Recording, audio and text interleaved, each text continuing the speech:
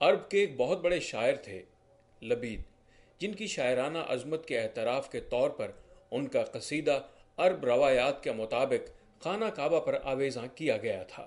انہوں نے قبول اسلام کے بعد یہ کہہ کر شاعری چھوڑ دی کہ قرآن کے بعد اب شعر کہاں، مگر اس کے باوجود کلام عرب کی یہ اہمیت ہے کہ حضرت عمر فاروق رضی اللہ تعالیٰ عنہ نے فرمایا تھا کہ تم لوگ اہل جاہلیت کے اشعار کی حفاظت کرو، اس لیے کہ اس میں تمہاری کتاب کی تفسیر بھی ہے اور تمہارے کلام کے معنی بھی۔ اس کے علاوہ یہ بھی حقیقت ہے کہ مذہب کے بعد ادب ہے جو انسان کی تہذیب کرتا، اسے حساس بناتا، معاملات کی گہرائی میں اترنے اور حقیقت کو تلاش کرنے کا میلان عطا کرتا ہے۔ اور ادب چونکہ اپنا خام مواد معاشرے سے اخذ کرتا ہے اور تخلیقی عمل سے گزرنے کے بعد جب اظہار کرتا ہے تو بالواسطہ طور پر معاشرے ہی کو متاثر کرتا ہے۔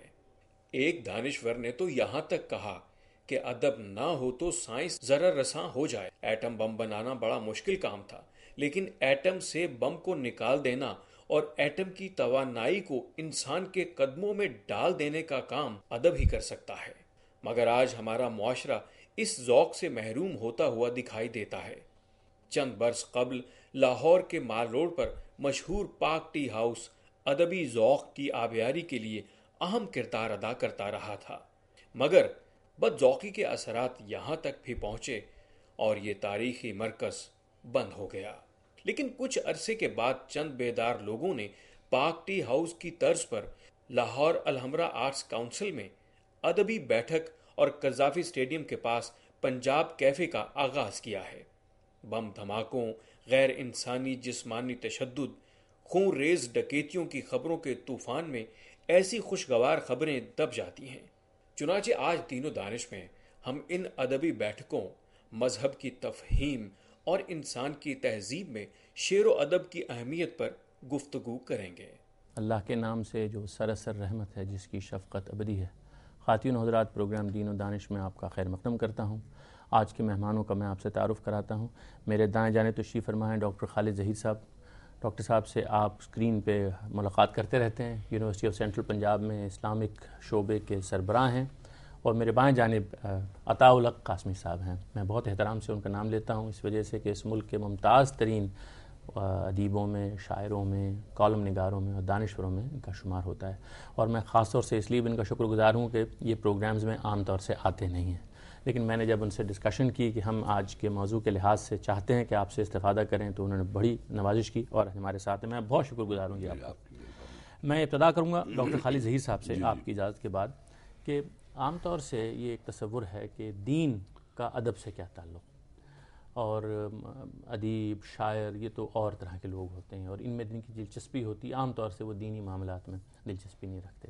لیکن ہم یہ سوچ رہے تھے کہ اس پر آپ سے بات کریں کہ کیا یہ بات صحیح نہیں ہے کہ جو الہامی لٹریچر ہے یا پیغمبروں کا کلام ہے، ان سب پر اللہ کی سلامتی ہو، کیا ایسا نہیں ہے اس کے لیے ایک اچھا ادبی ذوق درکار ہے؟ بہت ضروری ہے جی۔ قرآن مجید ادب کا شاہکارہ ہے، لیکن اس کے علاوہ بھی آپ دیکھیں، انجیل کو دیکھیں، زبور کو دیکھیں، اس پہ معلوم ہوتا ہے کہ ادب کے اعلیٰ ترین جو اسالیب ہیں ان کو اختیار کیا گیا ہے۔ حقیقت یہ ہے کہ اگر ایک انسان کے اندر، ایک عالم کے اندر ادبی ذوق نہیں ہے تو وہ قرآن مجید کو صحیح طرح سے سمجھ ہی نہیں سکتا۔ میں یہ نہیں کہہ رہا کہ اس کے اندر جو اعلیٰ سطح کی اپریسیشن ہے وہ پیدا نہیں ہوگی، وہ قرآن کے پیغام کو سمجھنے میں بھی قدم قدم پر غلطی کرے گا۔ اس کی وجہ یہ ہے کہ قرآن مجید جس اسلوب میں بیان ہوا ہے وہ تو اپنے زمانے کا جو ادب تھا اس سے کہیں زیادہ اعلیٰ اسلوب میں بیان ہوا ہے، اور اللہ تعالیٰ نے اسی بنیاد پر اس زمانے کے لوگوں کو چیلنج کیا کہ اگر تمہیں اس کے من جانب اللہ ہونے میں کوئی شک ہے تو اس طرح کا کوئی کلام پیش کر کے دیکھو۔ یعنی اس شان کا کلام، اس شان کا کلام ہے۔ اور یہ بات معلوم ہے کہ نبی صلی اللہ علیہ وسلم وحی کے آپ پر نازل ہونے سے پہلے اس طرح کے معاملات میں آپ کی کوئی براہ راست دلچسپی نہیں تھی، نہ آپ نے کبھی شاعری کی، نہ آپ لکھتے تھے، نہ آپ پڑھتے تھے۔ تو اللہ تعالیٰ نے جس کلام کو آپ کے اوپر نازل کیا، جس زمانے میں کہ شاعری کا بڑا چرچا تھا اور عرب شعراء ان کی معاشرے میں، ان کی سوسائٹی میں سب سے زیادہ ایلیٹ گروپ سمجھے جاتے تھے، تو ان کے مقابلے میں قرآن مجید نے اپنا پیغام پیش کیا اور ان کے خیالات، ان کے نظریات، ان کے عقائد، ان کے طور طریقوں کو چیلنج کیا، اور پھر ساتھ ہی یہ کہا کہ اگر تمہیں اس بارے میں کوئی شک ہے تو تم اس کے مقابلے میں کوئی اس جیسا کلام پیش کرو، اور ساتھ ہی بڑے ہی واضح طریقے سے کہا کہ فَإِن لَمْ تَفْعَلُوا وَلَن تَفْعَلُوا، اور ہرگز نہیں پیش کر سکو گے. یعنی چیلنج کیا قرآن مجید کو، اور ایک سے زیادہ مرتبہ کیا. میں ایک وضاحت اور آپ سے چاہوں گا، یہ کہ یہ جو قرآن مجید کا عربی زبان میں نازل ہونا ہے اور عرب کے اس خطے میں خاص طور سے نازل ہونا ہے جو وہ اسماعیلی بنی اسماعیل کی حضور صلی اللہ علیہ وسلم کی جو قوم تھی، اس میں یہ معلوم ہوتا ہے کہ دنیا میں اس وقت اور ترقی یافتہ اقوام بھی تھیں، بہت تہذیب یافتہ اقوام بھی تھیں، تو کیا یہی وجہ نہیں ہے کہ وہاں زبان کو ایک خاص اہمیت حاصل تھی؟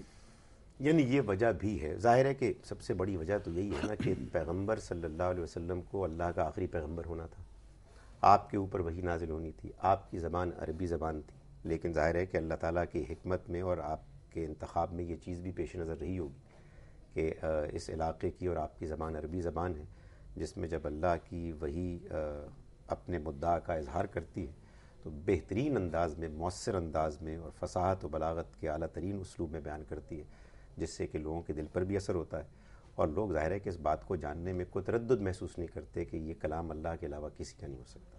قاسمی صاحب، آپ سے میں اس طرح ابتدا کروں گا کہ یہ کچھ اس دور میں ہو گیا ہے کہ ہمارے علماء بالعموم بہت ادب کے قریب نہیں ہوتے.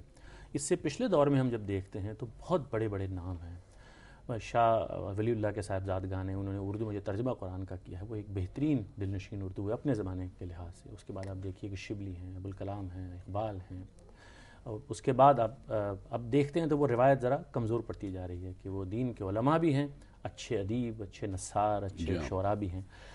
یہ بات کہ ہمارے ہاں ایک آدمی اس وقت عالم مانا جائے گا کسی بھی فیلڈ میں جب وہ دین کی کچھ سمجھ رکھتا ہوگا، اور اس میں علماء بھی جب ایک درجے پہ پہنچ جاتے تھے تو بڑا اچھا ادبی ذوق رکھتے تھے، اور ان کی اسی طرح تحریر میں اور گفتگو میں بھی وہ چیز پائی جاتی تھی. یہ اصل میں کیا ارتقا ہوا ہے؟ سب سے پہلے جو خالد صاحب نے ایک بات کہی ہے، یہ بڑی زبردست بات کہی ہے کہ قرآن کی جو تفہیم ہے وہ مکمل اس وقت تک ممکن نہیں ہے جب تک آپ کا ادب سے تعلق نہ ہو.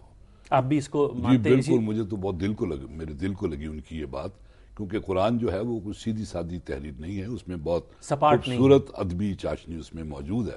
تو ایک شخص جو ادب سے بے بہرا ہے وہ اس کو صحیح طرح اس کو سمجھ بھی نہیں سکتا. دوسری جو بات آپ نے فرمائی ہے یہ بالکل میں خود بہت عرصے سے یہ محسوس کرتا ہوں کہ جو ہمارے اکابر علماء تھے وہ مجھے تو لگتا ہے جیسے کہ 90% وہ شعر و ادب سے بھی وابستہ تھے. امداد اللہ مہاجر مکی، کیا خوبصورت ان کی شاعری ہے جی، اور کیا زبردست ان کی. اور اسی طرح آپ چلتے جائیں، مجھے نہیں یاد کہ کوئی ہمارے جو بڑے علماء میں سے تھے. آپ کا اپنا خاندان؟ جی میں ان کی بھی مثال میں پیش کرتا ہوں میں کہ مثلا میرے ابا جی تھے مرحوم، وہ اس قدر اصلاح زبان کے قائل کہ میں اگر کبھی کوئی لفظ غلط لکھتا تھا تو مجھے ٹوکتے تھے اس پہ، اور جو خوبصورت اردو لکھتے تھے وہ.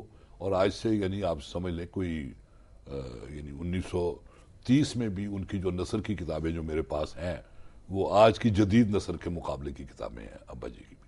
تو اس دور میں جی آپ جتنے بھی نام دیکھ لیں آپ، اس کے بعد چلتے چلتے آپ آج کے دور تک آ جائیں، سید ابوالعلا مودودی دیکھ لیں، جاوید الغامدی صاحب دیکھ لیں، ان سب کا شعر و ادب کے ساتھ گہرا تعلق ہے جی. یعنی وہ یہ ہے کہ صرف مذہب نہیں، میں تو سمجھتا ہوں ایک سائنسدان کے لیے بھی جو ہے ادب کی تفہیم ضروری ہے، ایک سیاستدان کے لیے بھی ضروری ہے. بلکہ ایک دفعہ میں نے لکھا تھا کہ ایک شاعر جو ہے ضروری نہیں کہ اس کے پاس پولیٹیکل ویژن ہو، لیکن ایک پولیٹیکل آدمی کے پاس پولیٹک ویژن ہونا ضروری ہے. بالکل صحیح. ہاں، وہ خواب دیکھنے والا ہو، کچھ خواب دیکھنے والا ہو. ہمیں جہاں نیوٹن کی ضرورت ہے وہاں ہمیں ملٹن کی بھی ضرورت ہے. تو میرے خیال میں یہ آج کے دور کے جہاں دوسرے بہت سارے المیے ہیں ان میں ایک المیہ یہ بھی آ گیا ہے کہ ہماری قوم کے مختلف طبقات جو ہے وہ ادب سے بہت دور. اچھا، یہیں سے میں آپ سے ایک دوسرا سوال کروں گا، پھر خالد صاحب سے بھی وہ سوال دینی پہلو سے کریں گے کہ یہ جو حس جمال ہے یا ادب لطیف ہے یا انسان کا اپنے جذبات کا دل نشین انداز میں اظہار کرنا ہے، یہ سب کچھ ادب کے دائرے میں. اچھا، کیا ادب کے مقاصد میں سے یا نتائج میں سے یہ چیز شامل ہے کہ وہ ایک اچھا انسان بنائے؟ جی میرے خیال میں 100% اس کے مقاصد میں ہے. ادب جو ہے یہ انسانی جذبات کی تہذیب کرتا ہے، اس کے اندر رواداری پیدا کرتا ہے، اس میں برداشت کا مادہ پیدا کرتا ہے، اس کے اندر کی جو خوبصورتیاں ہیں ان کو اجاگر کرتا ہے، باہر کی بدصورتیوں سے آشنا کرتا ہے۔ ادب تو میرے خیال میں یعنی ایک ایسا سبجیکٹ ہے جو لازمی ہونا چاہیے۔ یعنی اچھا میں ایک بات پہلے بھول گیا تھا، تھوڑی سی میں تصحیح بھی کر لوں اپنی میں، کہ ویسے آج کل بھی جو ہمارے دینی مدارس ہیں وہاں ادب پڑھایا جاتا ہے، بطور مضمون کے پڑھایا جی جاتا بطور مضمون پڑھایا جاتا ہے۔ اور میں ابھی آیا ہوں انڈیا سے، تو مجھے وہاں بڑی خوشی ہوئی، بنگلور میں یعنی ایک وہ ادبی کانفرنس تھی، اور پھر اس کے بعد ایک عالمی مشاعرہ تھا۔ اس میں عالمی مشاعرے میں کچھ 10,000 کے قریب آدمی تھے، اور ان 10,000 میں سے 9,000 کے قریب لوگوں نے کپڑے کی ٹوپیاں پہنی ہوئی تھی۔ میں سمجھا یہاں کو کپڑے ٹوپیوں کی انڈسٹری ہے کوئی، پتہ نہیں کیا حساب ہے، تو پتہ چلا وہ سارے کے سارے دینی مدارس کے طلباء تھے۔ ان میں اتنا ذوق اور شوق تھا۔ پھر وہاں میری ملاقات ہوئی ایک مولانا محمد اشرف صاحب، مفتی مولانا محمد اشرف، جن کو امیر شریعت کرناٹک کہا جاتا ہے۔ انہوں نے اپنے مدرسے میں ایک مشاعرے کا اہتمام کیا ہوا تھا، یعنی وہاں اتنا زندہ ہے۔ جی ہاں، یہ مجھے لگا کہ وہاں جو صورتحال ہے وہ ہمارے ہاں کی سیاست اور صورتحال سے اس سے کچھ مختلف ہے۔ قاسم صاحب آپ کی اجازت سے ایک چھوٹا سا وقفہ، خواتین حضرات ہمارے ساتھ رہیے گا، اس کے بعد ہم ڈاکٹر خالد ظہیر صاحب سے یہ سوال کریں گے۔